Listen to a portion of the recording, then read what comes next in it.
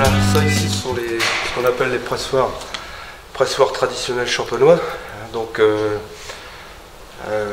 là on va charger 4000 kg de raisin, ce sont des pressoirs de 4000 kg de raisin. Donc la maison on a voulu rester traditionnelle, c'est-à-dire toujours travail des vignes, on travaille en biodynamie mais sans être certifié.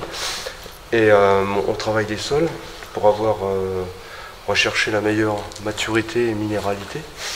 Et on écrase l'intégralité, c'est-à-dire l'ensemble de ces 7 cépages sur un même pressoir. Il y a toujours une différence de maturité parce qu'on peut se retrouver avec des chardonnays qui seront en surmaturité ou des pinots noirs, mais bon, finalement c'est pas trop problématique puisque si l'acidité est beaucoup plus basse sur les chardonnays ou les pinots noirs, elle est compensée par la haute acidité sur l'arbane et le petit mélier. Donc finalement, ça s'équilibre. Une fois qu'on a pressuré, si vous voulez, on fait un léger débourbage, c'est-à-dire pendant 24 heures, on laisse le jus de raisin se déposer.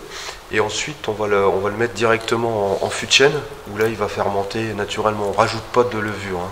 On laisse les levures, ce qu'on appelle les levures indigènes, se développer et dégrader le sucre pour le transformer en alcool. Voilà. Une fois que cette fermentation alcoolique est terminée, donc on ne recherche pas la fermentation malolactique, c'est-à-dire qu'on garde l'acidité de départ du raisin.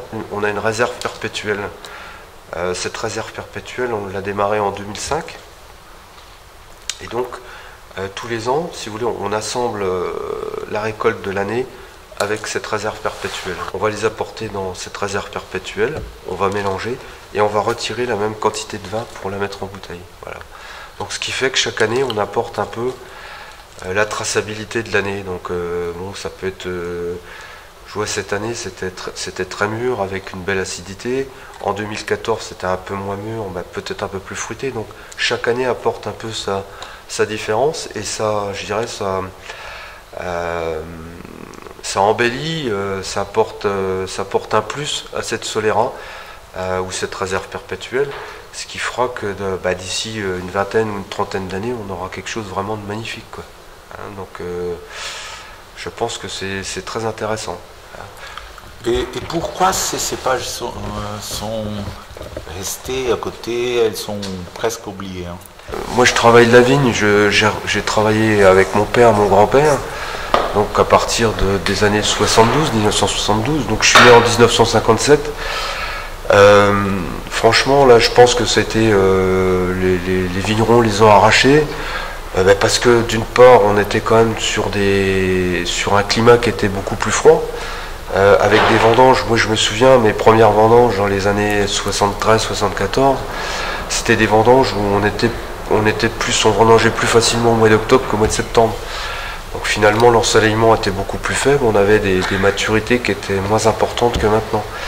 Et donc je pense que ces cépages-là, comme l'arbane ou le petit mélier entre autres, c'était des cépages où la maturité se faisait très mal et puis il y avait des très fortes acidités. Donc pour élaborer des vins de champagne, c'était pas évident. Donc je pense que ça a été aussi une raison, que ça a été arraché, les parcelles ont été arrachées, et qu'on a replanté plutôt le chardonnay, le pinot noir ou le pinot meunier, petit à petit. Je pense qu'au CIVC, au comité interprofessionnel de vin de Champagne, ils doivent le savoir, que ça a été arraché, je pense, dans les années en 1850 ou 1880, ou voire 1900, quoi. C'était arraché, voilà, parce qu'on ne souhaitait plus les travailler. Il y avait aussi un phénomène de rendement, parce que l'arbane, on fait quand même que des petites récoltes. C'est pas un cépage qui produit beaucoup de raisins. Maintenant, la nature donne une réponse, non? Parce que avec le réchauffement global. Je pense qu'aussi, on le voit chaque année, puisque là, si vous voulez, moi, depuis que j'ai commencé à travailler la vigne, donc mes premières vendanges c'était 72. Donc j'ai connu, dans la période 1900-2000, j'ai connu une fois les vendanges au mois d'août, c'est-à-dire en 1976. Et là, depuis 2000 jusqu'à maintenant, 2015, la dernière vendange, j'ai connu 3 fois des vendanges au mois d'août. Donc c'est quand même significatif qu'on a gagné, on a un réchauffement climatique, et puis qu'on a gagné en maturité. Je pense qu'on a gagné entre 10 et 15 jours d'avance pour les vendanges. Et donc je pense que ces cépages-là, le fait de les avoir replanter. Il n'y a pas que nous, hein. Il y a beaucoup de vignerons, entre autres. Dans l'Aube, il y a la famille Moutard, il y a la famille Aubry dans la Marne, il y a Benoît Tarlan aussi qui en fait, je pense. Et puis il y a d'autres vignerons qui se mettent un petit peu à replanter ces cépages-là pour faire des essais. Et nous, dernièrement, il y a 2 ans, on a planté une parcelle de 22 arts uniquement petit mélier. Le CIVC est en train, puisqu'ils ont un vignoble expérimental, ils sont en train justement de travailler peut-être sur ces cépages-là, de les replanter et de voir la façon dont on peut aborder les 50 prochaines années au niveau de la Champagne.